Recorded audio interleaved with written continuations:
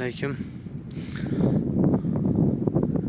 Biznes rivojlantirish banki Andijon Buxo Ziboskan tumani hokimligi bilan birgalikda Ziboskan tuman Manguberdi MFda 94-konturda bir kontur mahsulot bo'yicha kungaboqar mahsulotlari ekilgan. Hozirgi kun holatda kungaboqar mahsulotlari sug'orish ishlari tugatilib, dastlab sug'orilgan joylarda mahsulotlar olib chiqish jarayonlari davom etmoqda. Bu yerga lider talabgor sifatida adolat savdo xarid kiritilgan bo'lib,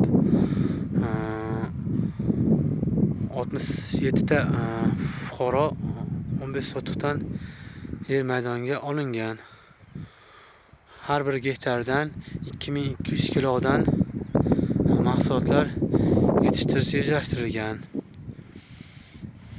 94-konturimizga korporatsiya shaklida Manguberdi Mirishkori korporatsiyamiz ish faoliyatini olib bormoqda.